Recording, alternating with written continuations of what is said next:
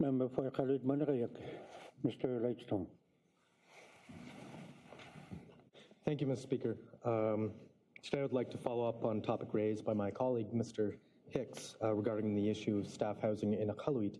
However, my questions today will be posed to the Minister responsible for the Nunavut Housing Corporation. Mr. Speaker, in light of the recent fire that saw dozens of families lose their home in Iqaluit, we recently received information provided by the government that indicated as of January 20th, 2025, there were only 6 staff housing units in Iqaluit that were vacant and ready for occupancy. Mr. Speaker, this means that filling critical positions in our healthcare system are at risk of further delay as a direct consequence of there being literally nowhere for new staff to live. Mr. Speaker, the Federal Housing Corporation, CMHC, also indicated in their last Northern Housing Report that Iqaluit has had 6 consecutive years of near 0% vacancy in the rental market. And so I'd like to ask, can the Minister indicate how the Nunavut Housing Corporation is working with the Department of Human Resources to address the sudden shortfall in available staff housing units? Thank you, Mr. Speaker. Honourable Minister responsible for the Nunavut Housing Corporation, Mr. Kuzuga. Thank you, Mr. Speaker. I appreciate the question from my colleague. Again, I apologize for the clarity of my voice, but I assure everybody that at this point it's not communicable anymore, so everybody's safe. Mr. Speaker, what we've been doing with human resources staff and within the Housing Corporation is trying to find as many units as we can, Mr. Speaker, but unfortunately, I think we've been very fortunate to get the units we've been able to get and move people into. It meant a lot of stick handling, but things will look brighter as we move forward. I'd like to just provide some numbers to the Iqaluit members. There is a 24-unit development at the beach units, that's called, just down the street here.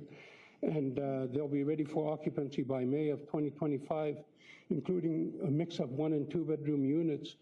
There are about 14 designated for G and staff housing. Of that, there's also 6 units for the territorial corporation like QEC, and also 4 units for the city of Iqaluit. Out of that, the city of Iqaluit contributed financially to this project. There's also a lease agreement we're in place for 30 units for G and staff units behind the Capitol Suites, and expected to have occupancy ready there by September of 2025. Approximately 54 units we're talking about in total, and we'll be trying to add as many as we can over the next 6 to 8 months in the housing portfolio. I hope this helps my colleague. Thank you, Mr. Speaker. For supplementary, Mr. Lightstone. Thank you, Mr. Speaker. And I must apologize to the Minister in my haste to reduce my preamble. I forgot to congratulate the Minister on his 4th budget address, as well as welcome the Minister back to the House, and I'm glad that he's in much better health now. Again, I would like to thank the Minister for providing that update. I think it is good that Iqalummiut and departments across the GN are well informed on the plans for Nunavut Housing Corporation staff housing expansions. Mr. Speaker, in October of 2023, the Nunavut Housing Corporation demolished 3 buildings, 5034, 5036, and 5038. Sorry, 538, 536, and 534, which all contained multiple staff housing units. Mr. Speaker, during a recent fall sitting, we approved $10 million to go towards the construction of new staff housing units. So I'd like to ask the Minister for my next question. How many new staff housing units does the Nunavut Housing Corporation intend on constructing in Iqaluit in the upcoming fiscal year? Thank you, Mr. Speaker. Minister responsible for the Nunavut Housing Corporation, Mr. Kuzuga. Thank Thank you, Mr. Speaker. We are looking at creating a number of staff housing units for Iqaluit. It's unfortunate we had to demolish those units, but it was a matter of old buildings that needed to be replaced and put bigger units into those areas. I had that figure before me. I just misplaced that the detail in that number. I'll try to find it and get back to my colleague before the day is over. Thank you, Mr. Speaker.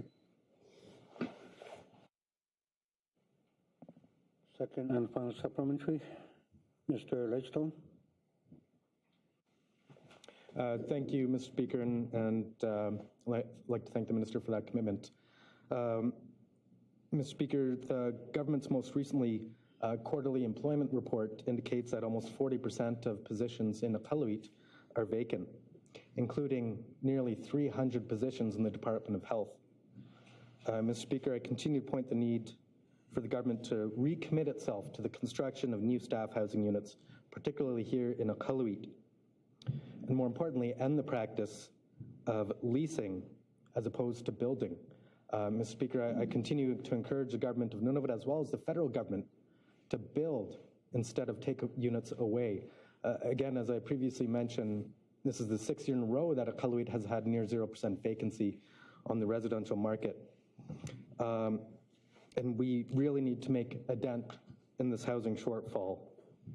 So I'd like to ask, will the minister commit to acting on this recommendation? Thank you, Mr. Speaker. Minister responsible for the Nunavut Housing Corporation, Mr. Kusuga.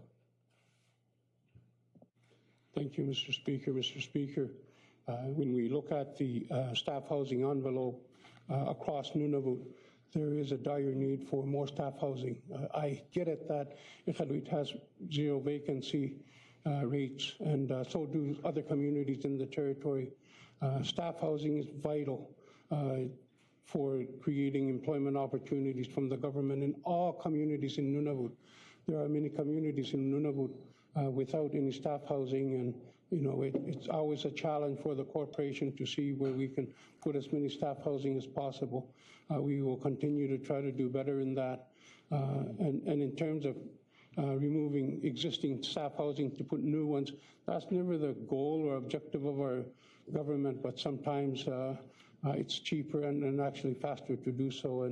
And I commit that we will continue to try find ways to get more staff housing in Iqaluit. If it's through rental or building ourselves, we will continue to try to find creative ways to ensure that staff housing issues are dealt with. And we know how important staff housing is in communities, especially in terms of health care and so on. Thank you, Mr. Speaker.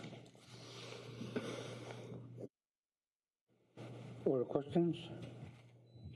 Member Parku, Ms. Kwasa.